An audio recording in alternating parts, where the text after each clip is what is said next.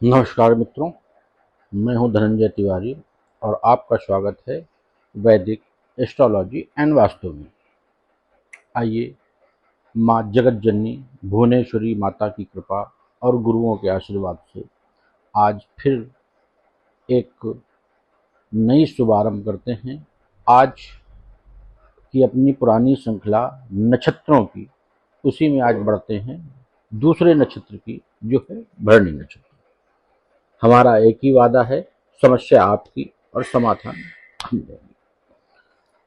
भरणी नक्षत्र वो नक्षत्र जिन जातकों का नाम ला, लू, ले, ली इत्यादि से प्रारंभ होते हैं, उन नाम वाले जातकों को भरणी नक्षत्र का जातक कहा जाता है। भरणी नक्षत्र हमारे वैदिक ज्योतिष में दूसरा नक्षत्र माना जाता है। इसका विस्तार ये जो होता है, ये मेष राशि मतलब कुंडली में जहां पर भी एक नंबर की राशि लिखी होती है, ये नक्षत्र वहीं पर 13 डिग्री 20 मिनट से लेके 26 डिग्री 40 मिनट के बीच में विद्यमान होता है। इस नक्षत्र का स्वामी शुक्र होता है और इसके आदि देवता यमराज जी होते हैं। अब यहाँ पर एक बड़ी विचित्र सी बात आई कि ये नक्षत्र हमें बताता क्या है। यहाँ तो यमराज होगा, यमराज से डरने की आवश्यकता नहीं है, यहाँ मृत्यु और भय से मतलब नहीं है। ये नक्षत्र हमें बताता है कि हमें जिम्मेदारी, यमराज जी जैसे हमारी एक जिम्मेदारी निभाते हैं। परिवर्तन आता है और जाता है, परिवर्तन, अनुशासन और जन्म मृत्यु के रहस्यों और कर्म फल का प्रतीक माना जाता है। ये नक्षत्र में हमें शुक्र की वजह से जुनून और बदलाव भी दिखता है। भरणी नक्षत्र का प्रतीक 3 तारों के समूह का एक चिन्ह है, जो योनि के रूप में मतलब स्त्री के जननांग के रूप में जाना जाता है। इस नक्षत्र का जो पशु है वो हाथी है, गज। पहले आप लोगों ने सुना होगा, पहले की सुंदर स्त्रियों को गजगामिनी कहा जाता था, मतलब हाथी की जैसी मस्त चाल वालों का ये नक्षत्र है। इस नक्षत्र का प्रतीक गज है और इसका जो पंछी है कौवा। कौवा हमें क्या बतलाता है? कौवा हमें बतलाता है हमें हर परिस्थिति में, किसी भी स्थिति में अपना संयम ना खोना। अगर कहीं पर भी रुक गए हैं तो वहीं से यात्रा शुरू करना। हमेशा हर परिस्थितियों में अपने आप को मैनेज करना। हमेशा किसी भी कठिनाई से ना भागना। जैसे कि हम लोगों ने पहले सुना कि यमराज इसके देवता हैं, तो यमराज का अर्थ केवल मृत्यु से नहीं है। यमराज का अर्थ न्याय और कर्मों से है, अनुशासन से है, सत्य और पालन से है, धर्म की रक्षा से है। मतलब जो लिखा है उसी प्रकार कार्य करना। इसका एक एग्जाम्पल आपको बताता हूँ। जैसे कि कोई व्यक्ति हो, किसी की कुंडली में ऐसे योग हों कि उसको अस्पताल के चक्कर लगाने के योग बन रहे हैं, तो ऐसे व्यक्ति को अगर भरणी नक्षत्र में जन्म उसका हुआ है, मतलब मेष राशि पे चंद्रमा बैठा है या मेष राशि लग्न में बैठी है, और दोनों ही सूरत पे वहां पर जो डिग्री लिखी है वो 13 डिग्री 20 मिनट से लेकर 26 डिग्री 40 मिनट के बीच में है, ऐसे जातकों को यहाँ पर उसके अनुसार कार्य करना शुरू कर देना चाहिए। अगर हमारे स्वास्थ्य में कहीं से भी समस्या आने का संकेत हो रहा है, कुंडली कहीं से भी संकेत बता रही है, तो हमें अस्पताल में जाकर वहाँ के जो भी बीमार वृद्ध लोग हों उनकी मुझे सेवा करनी है। अगर हम उनकी सेवा करने लगते हैं तो प्रायः क्या, ये देखा ही गया है, 100% देखा गया है कि फिर व्यक्ति को बीमारी किसी भी प्रकार की नहीं आती है। भरणी नक्षत्र का स्वामी शुक्र होने के कारण अब अगर व्यक्ति की पर्सनालिटी में देखा जाए तो व्यक्ति बहुत ही आकर्षक हो जाता है, बहुत ही सुंदर, दिखने में बहुत ही सुंदर, कला और संगीत में उसकी विशेष रुचि, सौंदर्य की समझ। सौंदर्य की समझ का अभिप्राय है कब क्या कहाँ करना है, कैसे किसको सजाना है और कैसे कैसे सजना है।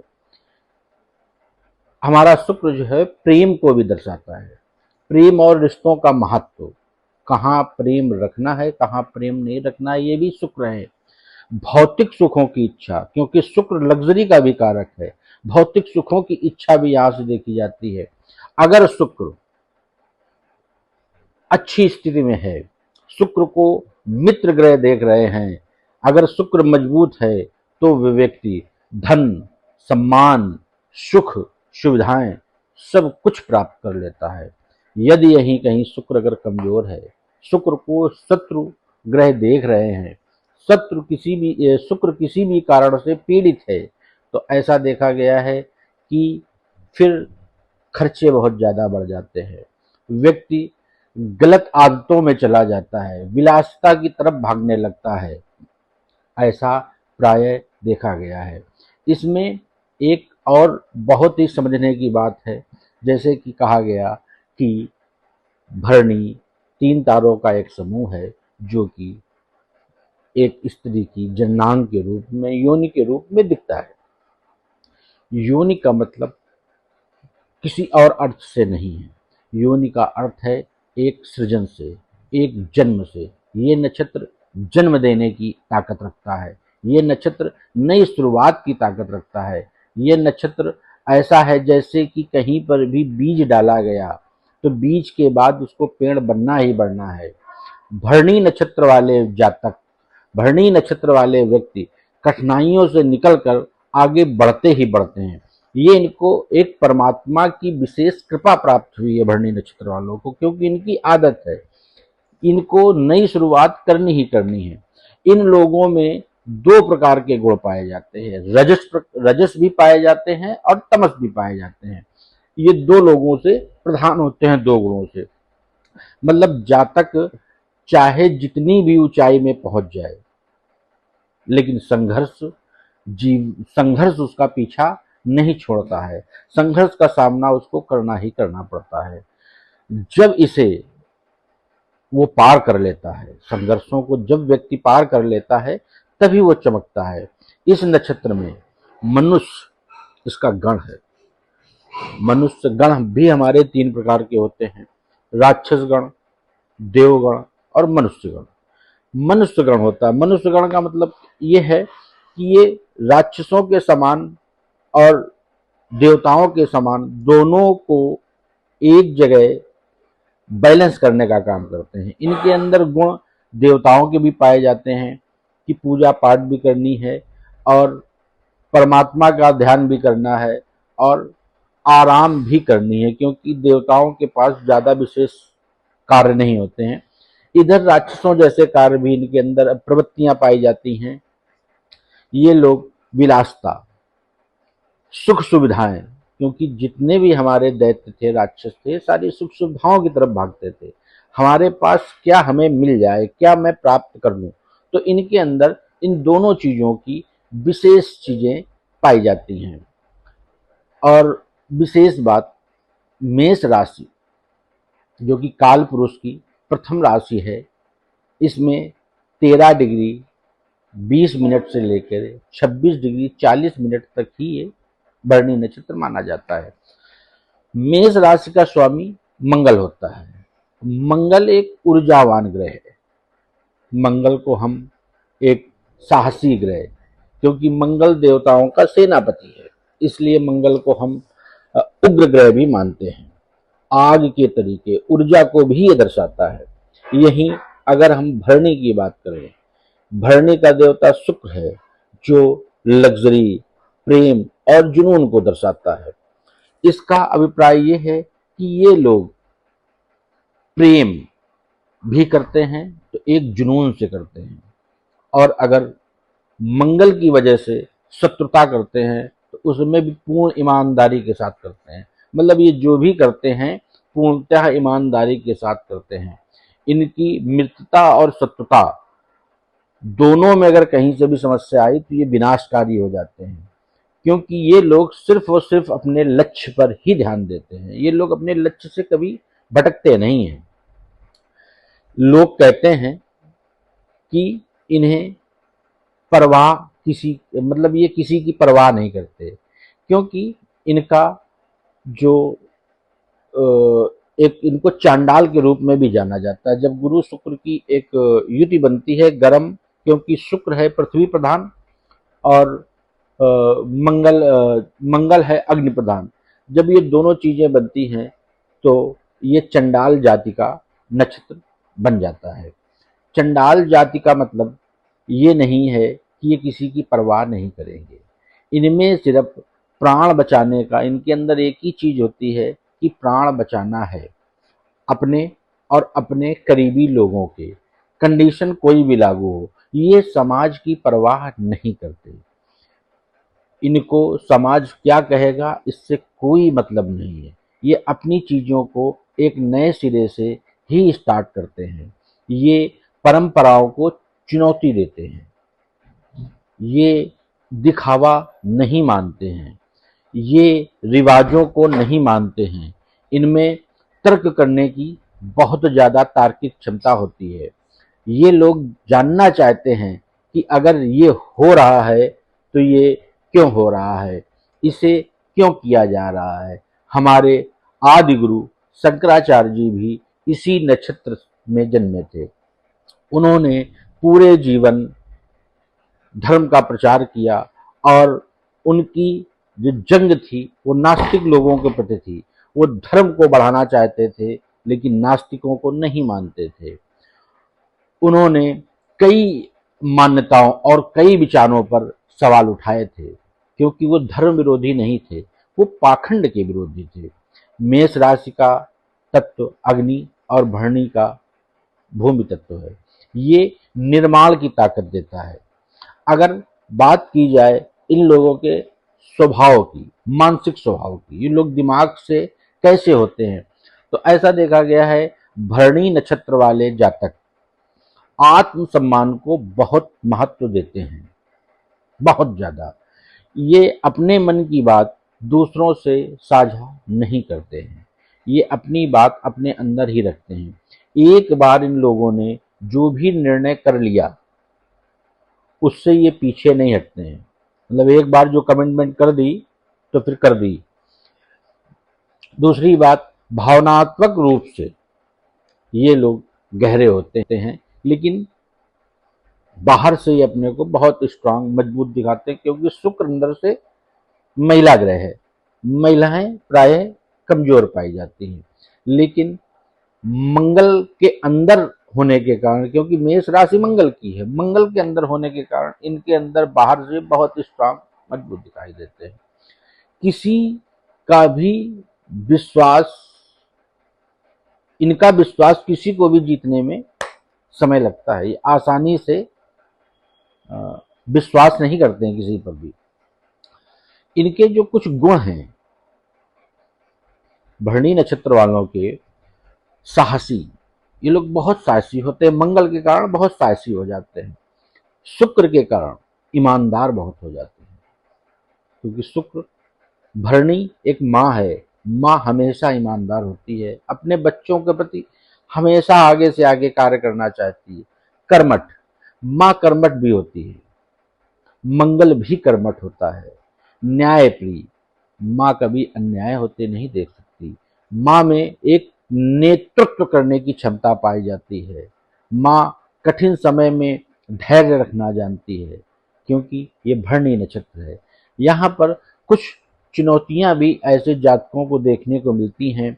अगर चीजें प्रतिकूल ना हो, भरणी नक्षत्र में कोई और ऐसा ग्रह आकर बैठ जाए जो कि शुक्र को पीड़ा देने लगे, जिससे मेष राशि भी प्रभावित होने लगे, तो ऐसा देखा गया है ये लोग अत्यधिक जिद्दी हो जाते हैं। क्योंकि अब पहले शुक्र गुण में शुक्र था, अब मंगल हाइट पे आया, ये अत्यधिक जिद्दी हो जाते हैं, क्रोधी हो जाते हैं। अधीरता इनके अंदर नहीं होती, ये जरूरत से ज्यादा भावुक हो जाते हैं, जरूरत से ज्यादा। कभी कभी आवेग में निर्णय लेने की इनके अंदर भी प्रवृत्तियां देखी जाती हैं।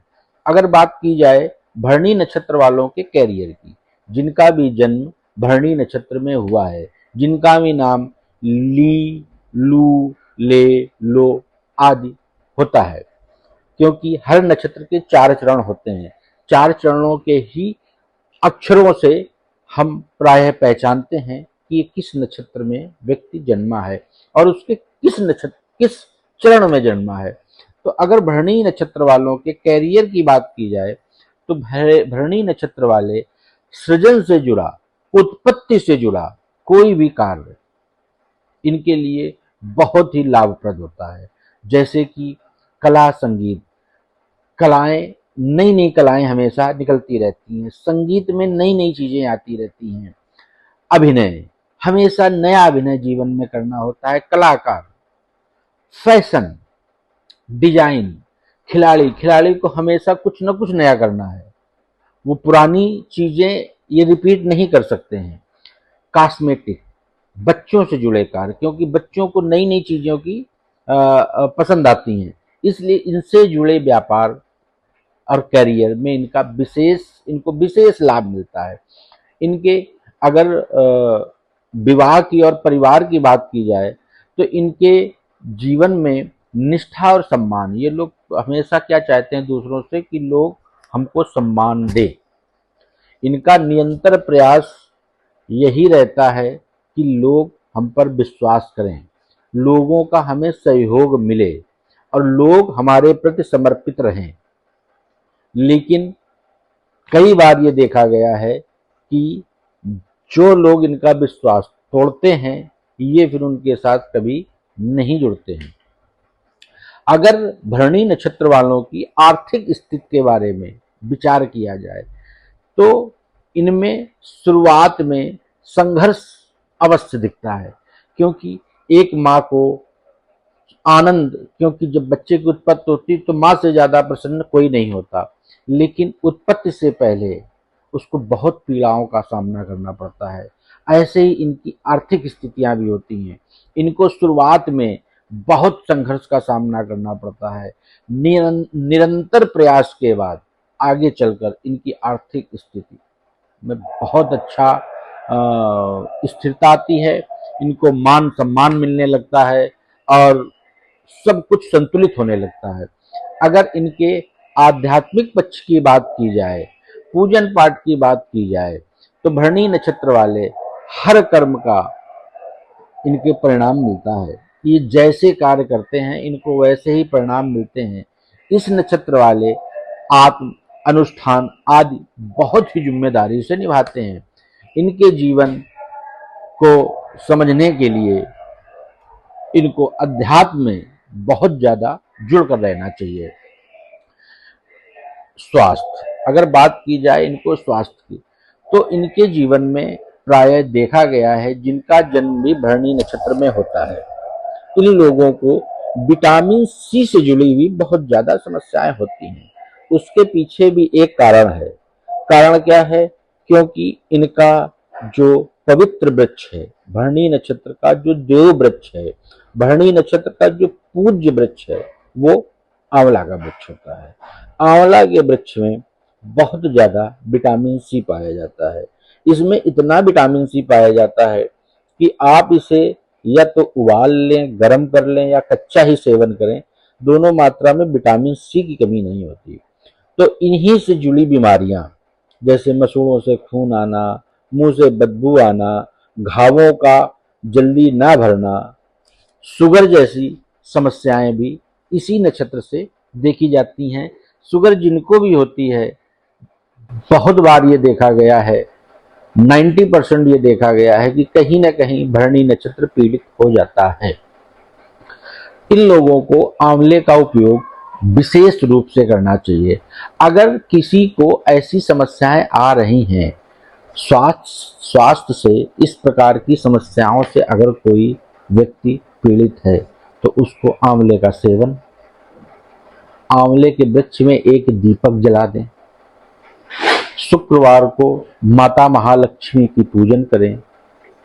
ओम शुक्राय नमः का मंत्र का 108 बार जप करें। सत्य और न्याय का पालन करें, क्योंकि यमराज इसके देवता हैं, इसलिए सत्य का पालन अवश्य करना है। बुजुर्गों का सम्मान करें, क्योंकि हमारे बुजुर्ग ही हमें आगे के रास्ता और चीजें समझाने में कारगर होते हैं। और अपनी आय के अनुसार दान पुण्य अवश्य करें, जिससे आपका जीवन मंगलमय होता रहेगा। आप लोगों का इतना प्यार मिल रहा है, इतना